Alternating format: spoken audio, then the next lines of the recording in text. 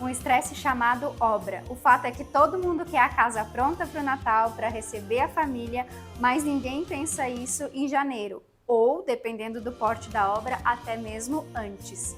E é por isso que hoje a gente vai te mostrar como se preparar para construir ou reformar em 2024.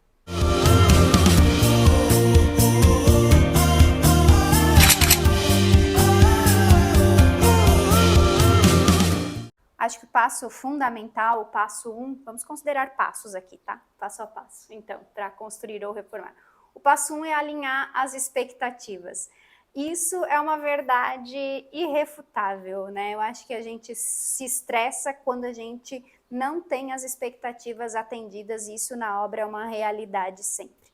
E o alinhar as expectativas é o seguinte: a gente tem que ter uma organização do que a gente quer, para quando a gente quer, como a gente quer e o quanto a gente tem para investir. E quando essas expectativas não estão alinhadas com a realidade do mercado, chega lá, a gente se frustra e o que era para ser um grande sonho se tornou um grande pesadelo. Então, esse alinhamento de expectativas, eu acho que é a regra básica e a regra número 1. Por exemplo, a gente falou para começar em janeiro, mas se você quer fazer uma casa com 150 metros quadrados que seja, ou mais, né?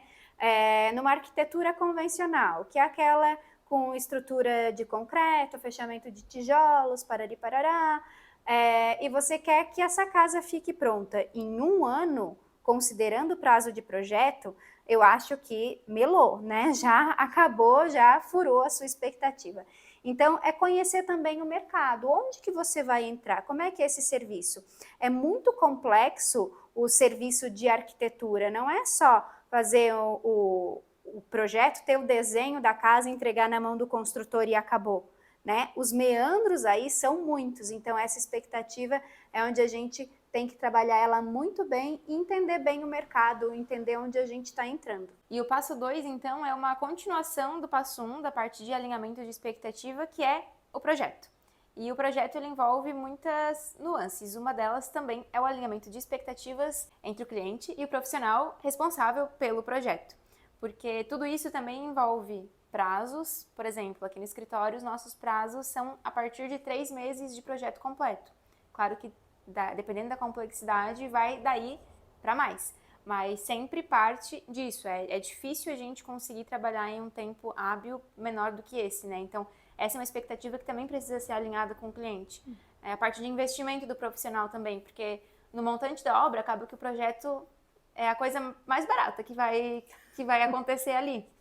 Então, isso também é algo que precisa ser alinhado e se identificar com o profissional que tu vai estar contratando, porque pensa que ele vai estar sendo responsável por estar realizando um grande sonho, um grande desejo ou um grande investimento da tua vida. Então, é importante que tenha esse alinhamento com a pessoa que tu vai estar confiando, porque é um relacionamento muito próximo, né? Então, a pessoa que tu vai estar confiando para estar trabalhando para ti nessa jornada. Então, é importante que vocês identifiquem, que tu goste do estilo desse profissional, da forma que ele trabalha, que tu entenda tudo que vai acontecer e saber quais são as etapas de projeto, né? Como que isso vai funcionar, porque, como eu falei, é algo grandioso que exige um certo investimento, apesar de a parcela ser pequena comparada com o restante da obra, mas que deve sim ser levado em consideração e é muito importante ter um profissional para acompanhar nessa jornada, né? Um profissional que saiba o que está falando e que entende realmente, tecnicamente, né, daquilo que vai estar sendo executado.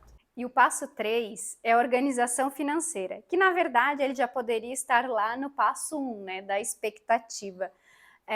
Porque é muito comum que às vezes a pessoa invista num projeto, e como a Maria falou, essa é a parte menor, né, de investimento, em torno de 2% do que você vai investir na obra toda é o que te custa a parte de projetos, tá? E é uma parte fundamental e essencial. Mas, para o seu sonho poder sair do papel, essa organização financeira é tudo, tudo mesmo, né? Porque você pode fazer até a parte do papel, mas depois, se você não tiver para investir, aquele palácio que você tinha imaginado vai virar um casebre. E eu acho que não é isso que a gente quer, por isso que a gente fala em expectativa e planejamento financeiro. Então, vamos lá, para o planejamento financeiro. Já contratou o arquiteto, fez o projeto dentro das suas expectativas, deixar isso bem claro também para o arquiteto, o quanto você tem para gastar, para investir naquela obra, entendendo que obra não é só a parte civil, não é só concreto e tijolo, porque afinal essa é a parte mais barata. Existe a parte de acabamentos e depois que você termina de construir ou reformar uma casa, todo mundo sonha com a parte de estar dentro da casa, de receber pessoas, e tudo isso incide na parte também de interiores. Então se prepare realmente para o global e sempre tenha uma reserva de emergência, tá?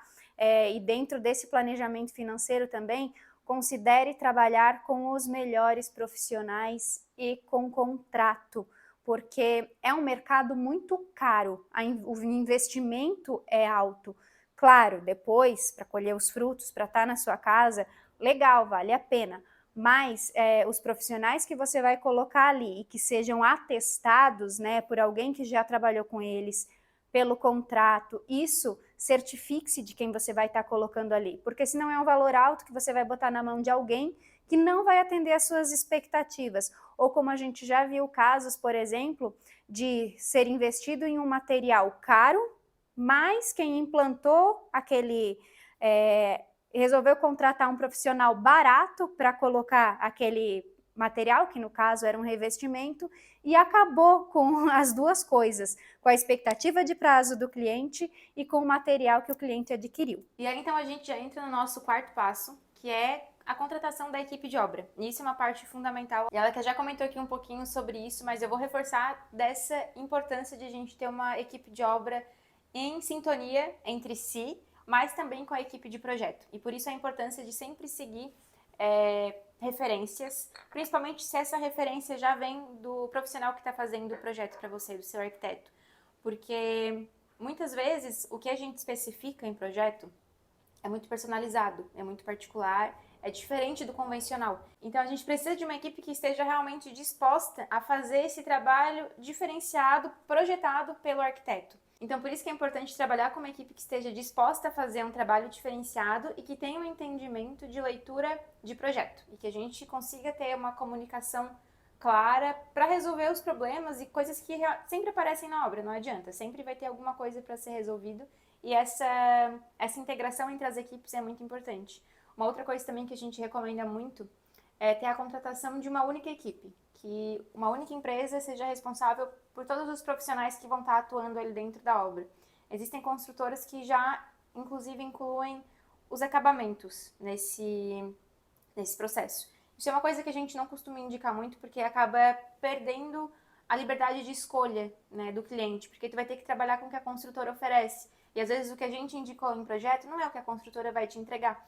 Então, a importância de ter uma equipe centralizada, em que uma pessoa responda por todos os profissionais para a gente seguir aquele alinhamento de expectativas de prazo, investimento e tudo mais, mas ainda assim o cliente ter essa liberdade para fazer as próprias escolhas e fazer executar tudo, né, com os materiais que a gente propôs e que foi aprovado por ele. Vamos reforçar que dentro dessa equipe existe um trabalho, né, que se você pega uma construtora, por exemplo, que eles fazem e te tira a dor de cabeça, que é o gerenciamento dessa obra. O que é o gerenciamento?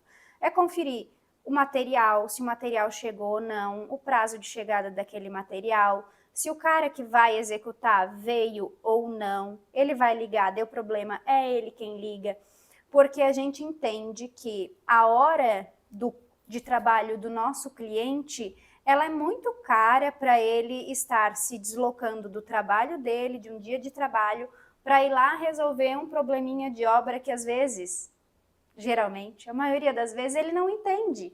Então, é um investimento, é uma parte de investimento, porque está conectado lá com a organização financeira, que vale muito a pena, porque o gerenciamento da obra geralmente é o que dá mais dor de cabeça em todo esse processo. Agora vamos supor que você veio até aqui, até o passo 4, cumpriu tudo com maestria, vem o passo 5, que geralmente é quando o pessoal esquece da organização financeira, deixa faltar dinheiro e aí acaba que aquele chuveiro lindo que você tinha pensado só deu para ser uma duchinha na parede ou coisas assim. Ou foi uma banqueta.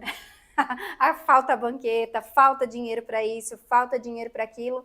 E aí você não tem aquela casa completa. Então é a parte da seção de acabamentos, a gente chama de perfumaria. Isso vai te fazer ter a sensação da casa completa, aquele sonho que o arquiteto te mostrou lá no começo, aquele lá do passo 1 da expectativa, sabe? Então, essa reserva financeira para perfumaria, que a gente chama, ela é muito importante, porque ela vai dar diferencial. E quando a gente fala desses materiais de acabamento, de decoração, de mobiliário solto, não tem que ter só reserva de dinheiro para aquele produto, né? Tem que ter também uma organização de tempo para comprar, porque o que aconteceu, principalmente depois da pandemia? As fábricas começaram a pedir um prazo muito mais longo na entrega de alguns materiais. Então, o que a gente estava acostumado antes, que era um produto pronta entrega, hoje já não tem mais, né? A gente precisa reservar, encomendar muitas coisas, a gente vê isso principalmente na questão de metais, né? As empresas, as fábricas de metal, elas estão demorando bastante tempo para entregar. E muitas vezes a equipe de obra está lá na obra só aguardando chegar aquela peça, aquele chuveiro, aquela torneira para poder finalizar e instalar para você, né? Então, essa organização fundamental para você realmente concretizar aquele sonho lá da expectativa e poder receber todo mundo com muita graça na sua casa no próximo Natal. E aqui a gente pode concluir que se você está com esse sonho para 2024, se está nos seus objetivos, naquelas metas que você coloca no caderninho, já começa janeiro com o pé direito, com todo o fôlego, já procura o seu escritório de arquitetura e se identificou com a gente, também pode chamar a gente, né, Maria? Se fez sentido aí tudo que a gente falou e vocês gostam da forma que a gente trabalha, a gente tá super abertas para estar atendendo vocês aí nesse próximo ano. Só chamar a gente lá no nosso Instagram. Tem também o link na nossa bio, que cai direto no nosso WhatsApp. Vocês vão poder falar com a Bia. Ela vai atender vocês super bem. E se quiser ficar mais por dentro aí desse universo da construção e reforma, maratona aqui os nossos vídeos, que a gente tá fazendo um trabalho bem legal aqui no YouTube com vários conteúdos bem valiosos para vocês irem familiarizando mais com o universo da arquitetura. E aí nisso você já cumpre o passo 1, que é começar a entender e fazer o alinhamento de expectativas. Não deixa de curtir esse vídeo, compartilhar, deixar aqui nos comentários se gostou, se inscreve aqui no nosso canal e acompanha a gente nas nossas redes sociais também. Até o próximo. Esperamos fazer parte dos planos de vocês para 2024. Tchau, tchau.